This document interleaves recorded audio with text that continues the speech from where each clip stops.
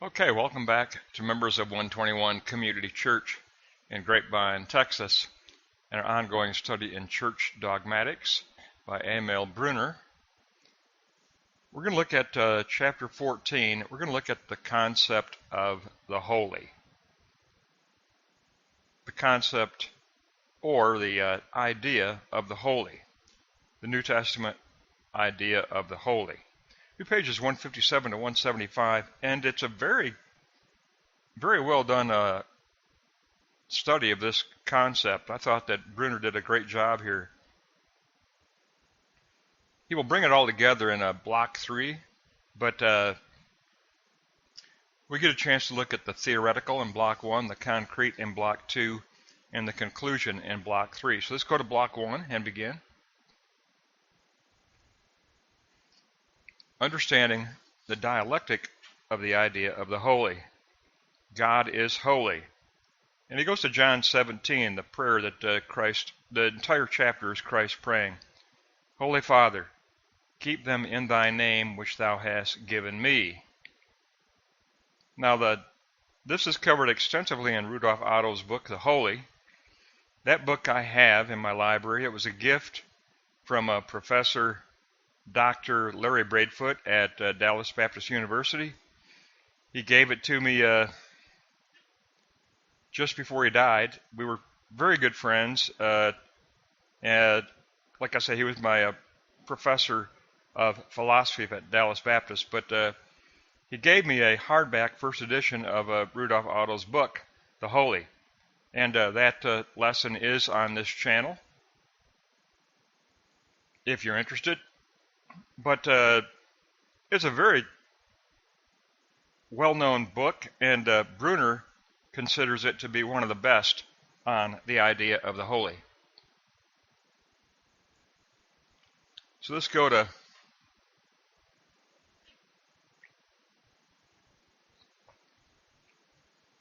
note 2, our turn toward holiness. Our turn toward holiness, we turn toward an objective reality, and we turn toward this objective reality in subjective reverence.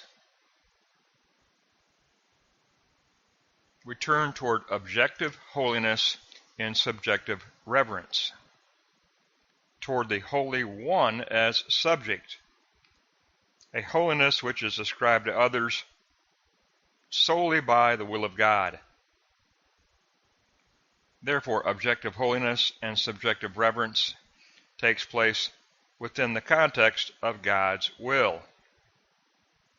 Now, Brunner brings up a big point here. The holiness of God is equal to his transcendence, his being wholly other. Notice, that's not an ethical interpretation. The holiness of God is equal to God's transcendence. It's equal to God's being wholly other, to be distinguished from everything else. Now, the concept holy includes within it, according to the Hebrew, this idea of separation, this idea of separation by transcendence. God is wholly other. Only the Creator is wholly other. Holiness equals the divine nature peculiar to God alone. Hosea 11:9, I am God and not man, the Holy One in your midst. Now the borderline of separation is emphasized in the vision of Isaiah, in Isaiah 6:1-4, which was written approximately 742 BC.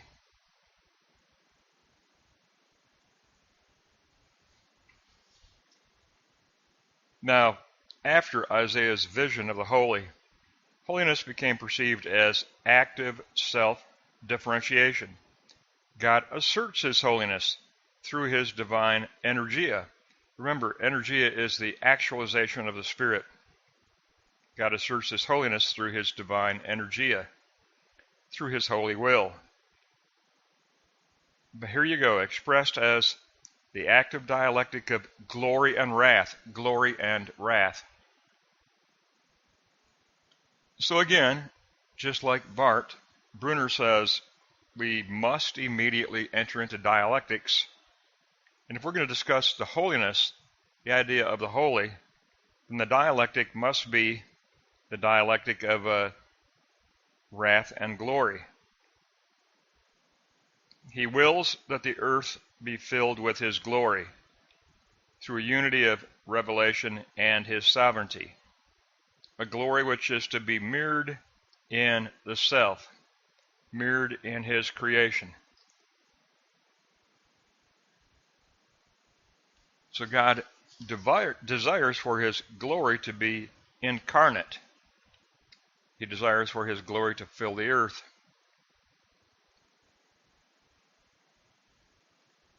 Glory is to be mirrored in the self. The divine will moves from being wholly other to becoming incarnate, from exclusive to becoming inclusive. When we respond in reverence and enter into communion with the God who turns toward us, when the holy God, sovereign God, turns toward us in grace, in reverence, we enter into communion. That's the theoretical discussion of the idea of the holy in Block 1. But Block 2, we now need to discuss how does this idea become concrete. Let's go to Block 2. How does the idea of the holy become concrete? The biblical idea is actually non-ethical. Eventually, in the New Testament, God's holiness did become ethical and linked with his righteousness. But essentially, holiness is determined solely by the will of God, the concrete will of God.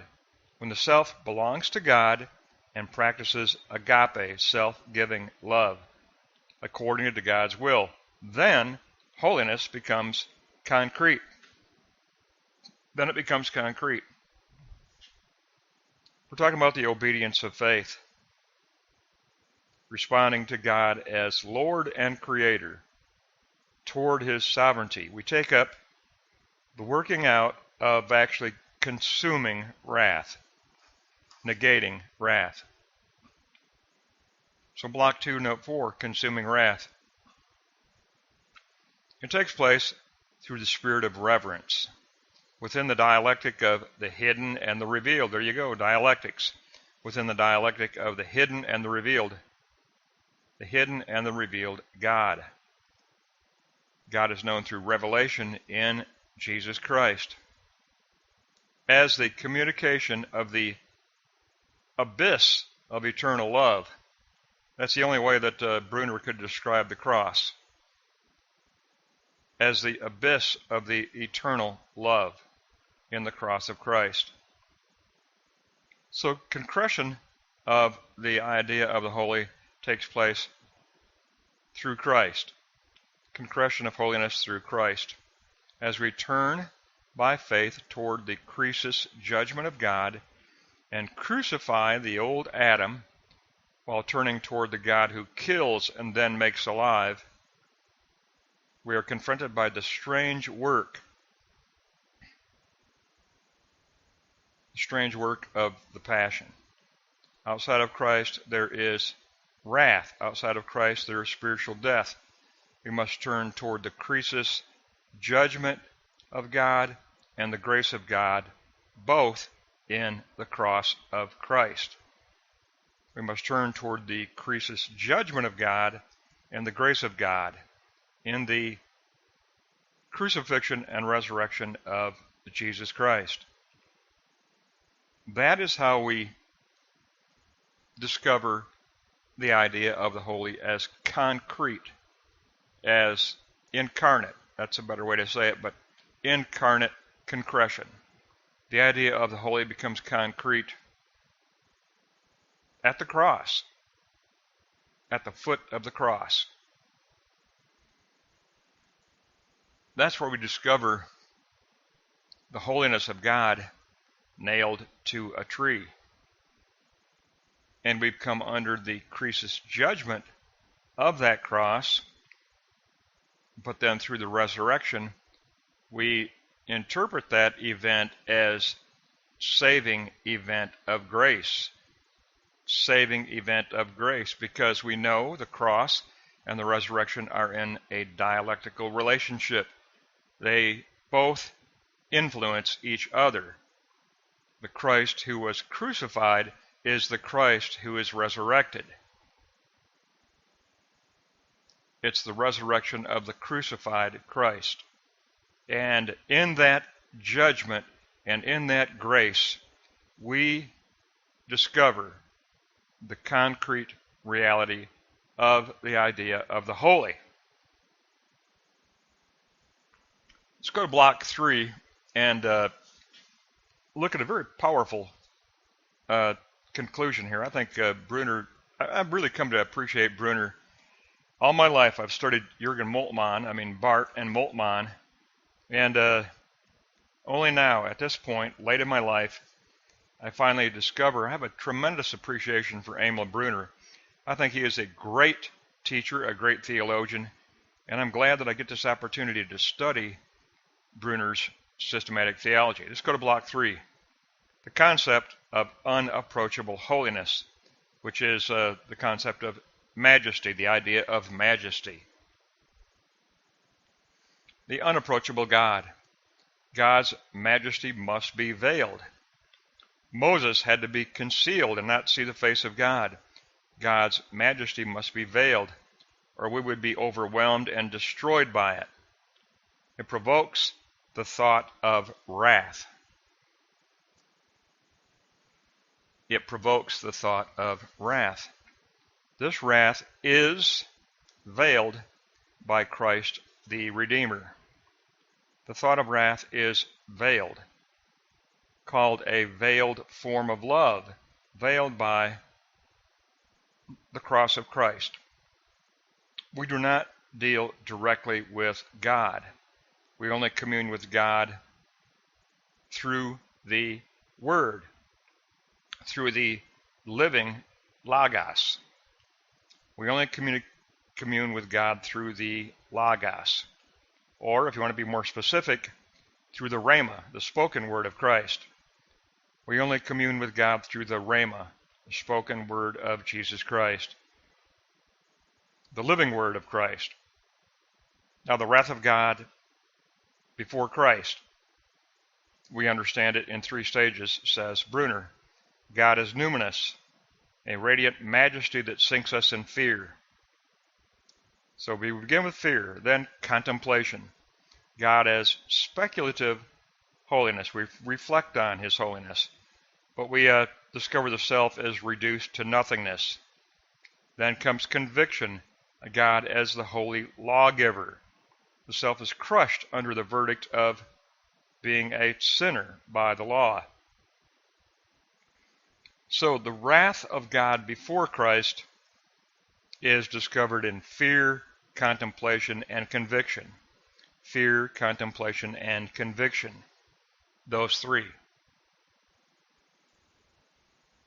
So now, note 4.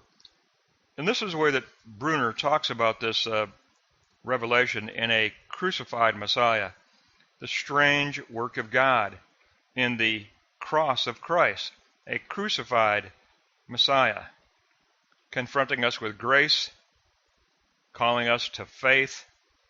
We enter the sphere of grace. Wrath is overcome. Majesty transitions to becoming agape and soteria, salvation. That is a beautiful conclusion. I mean, just think about that. Note 2 there, I love that. Note 3. The 3 stages before Christ. Fear of God, contemplation of our state of being nothing before this God, and then the conviction of the lawgiver that we are hopeless sinners. Then comes the strange work of God, a God who becomes personhood, a God who becomes incarnate subject, incarnate logos, incarnate rhema, spoken, living word.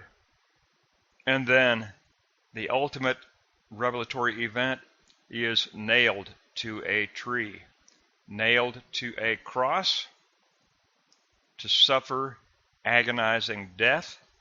And in that, like Brunner says, in that strange, incomprehensible work of God, in the cross of Christ, we later understand by resurrection that it's the revelatory saving event of God. It is the offer of grace, the offer of communion from a God who loves us and turns toward us in name, in sovereignty, and in holiness, and with a desire to commune with his creation. Absolutely superb chapter. I am so impressed with Emil Brunner, and I'm so thankful to Dr. Larry Braidfoot, who gave me Rudolf Otto's book, The Holy. That's going to wrap up chapter 14. Our next lesson is going to be chapter 14, part 2. It's going to be pages 175 to 183. We will continue. It'll be part 2 of the idea of the holy.